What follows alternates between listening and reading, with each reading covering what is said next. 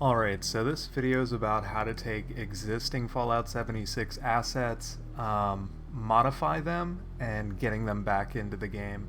So before we get started, there's a few things that you're going to need. There's a few tools. All of the links for these are going to be in the description if you'd like to download them. The one that I'm not going to include in the description is going to be the Fallout 76 or Fallout 4 Creation Kit, which you can get through Steam. Otherwise, all of these you can get online, either through the Nexus or through GitHub. Again, those links are going to be down in the description. You're going to need Nifskope, Material Editor, BAE, and for the tools from the Creation Kit, we're going to be using Archive2 to pack our files. Alright, so before we get started modifying anything, we're going to need to unpack your Fallout 76 data. In order to do that, we're going to use BAE, which you downloaded from the Nexus. I'm going to open that up. And you can drag and drop files right into here, or you can open them up. I'm just going to go ahead and open them up. Navigate to your Steam directory, wherever you have your Steam game installed, in this case Fallout 76. So Steam Library, Steam Apps, Common, Fallout 76, and then you're going to navigate to your data folder. In there, what we're interested in are all of the files with the prefix 76. You probably don't need to extract all of these, but for the sake of modding, if you're going to be just doing a few textures and stuff like that, you know, feel free to just get the textures, meshes, and materials and work with those. But for the most part, if you're going to be getting into modding in general and you're curious about how the game works, go ahead and extract them all now, so you don't have to worry about it later. It is going to take a good amount of disk space, and it will take some time to unpack, but just let it do its thing and it will finish up eventually. So all of the 76 ones are going to be what you're looking for. Go ahead and select all of those.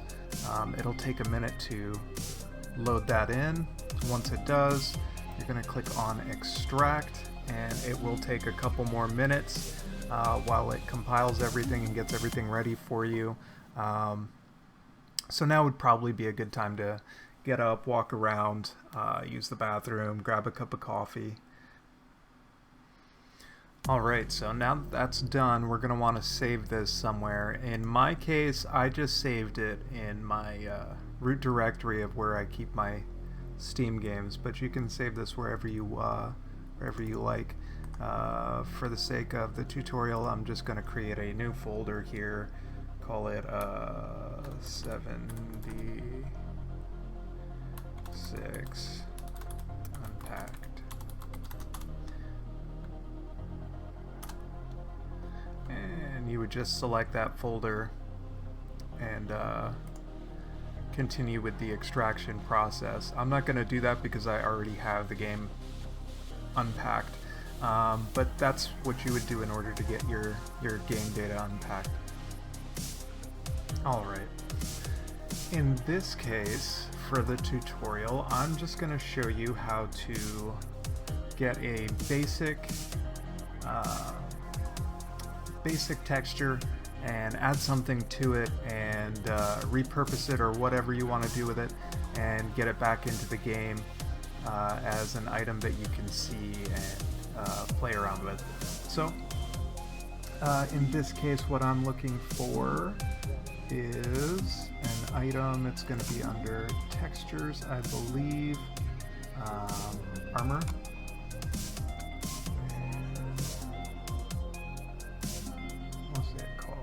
I think it was called High School something.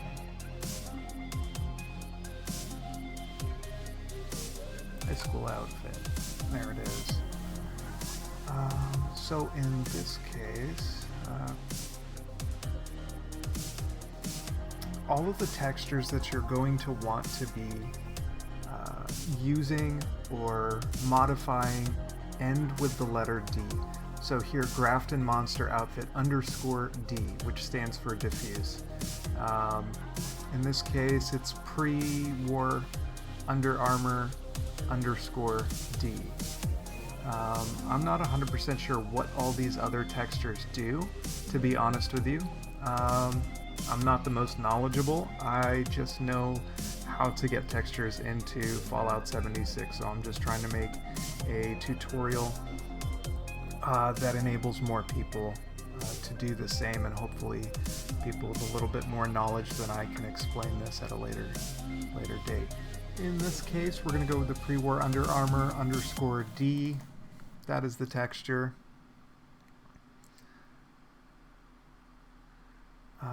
You're going to want to get GIMP installed, and there is a DDS plugin that you will need to install.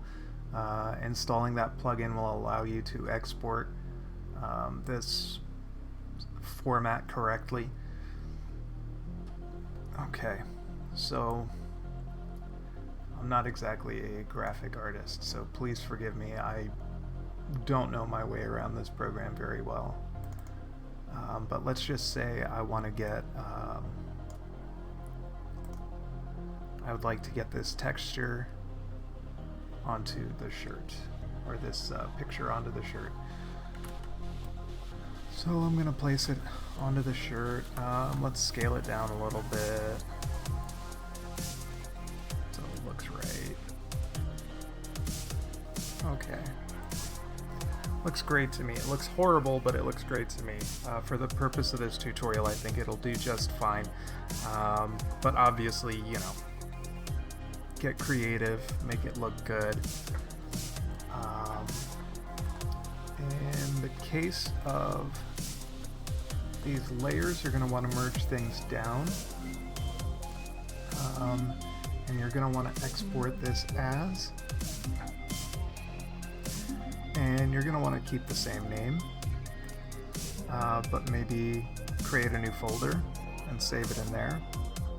So I'm going to create a new folder here in my desktop. We're going to call it tutorial. Okay, and we're going to save this in tutorial.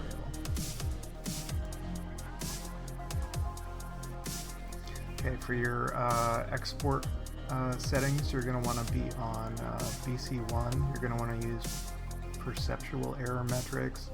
You're going to want to generate bitmaps, and you're going to want to filter it under box. And go ahead and export it.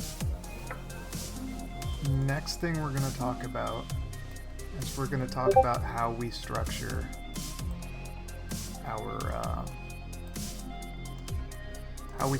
our files and folders in order for the game to read them. Here you can see that I've copied all of the files and associated assets with the high school outfit, and it's just in the tutorial folder, which is not going to do. We're going to want to follow the same convention, so high school, armor, textures, data. Actually, we can skip data. So what we're going to do is we're going to start creating folders, and we're going to pop all of these into the high school folder. Or actually, we're going to rename that high school outfit. We're going to create a new folder, name it armor, and we're going to create another new folder, name it textures. Oops, that's not quite right.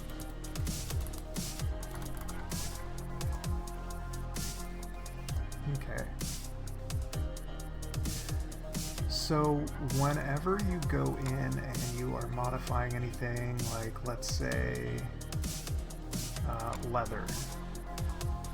So you were going to import this and create a new mod. You would follow the same file format that you did here. So it would be under textures, armor, leather, and then your files would be there.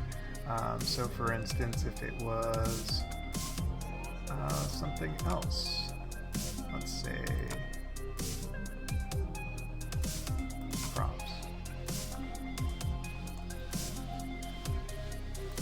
baby rattle. So you would then use this file convention here. You would use textures, props, baby rattle, and then put everything underneath that. I think you understand where I'm going with this. Alright, so anyway, for the purpose of this texture, I think we're about done. The only thing left to do in this case is we're going to want to archive our work, and we want to pack it into a BA2 so that the game can read that file and then replace the textures that we have created. So next what we're going to want to do is go into Archive 2, go to Settings. You're going to want to change it from General to DDS, which is the file format of the files that we modified. Then we're going to want to open... Actually, no, we're going to want to add a folder. In this case, we're going to be using tutorial and textures.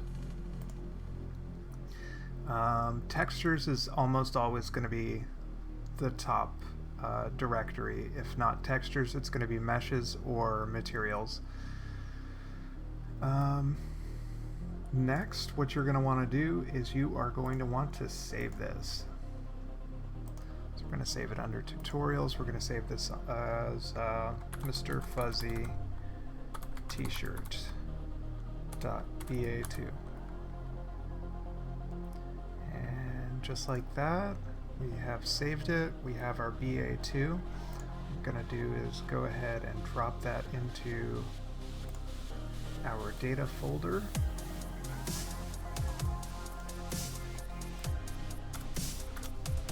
It's not what I wanted to do at all.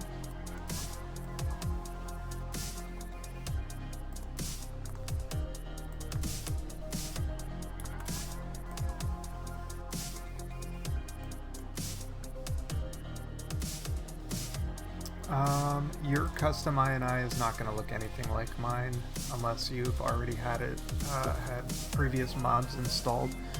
So kind of ignore what I have here. I'm going to put the custom INI folder and a download link for you to download.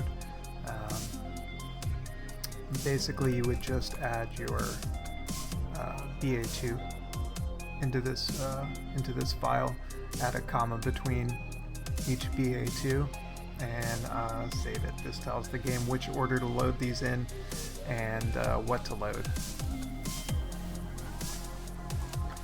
Next, we're going to go ahead and check it out in game.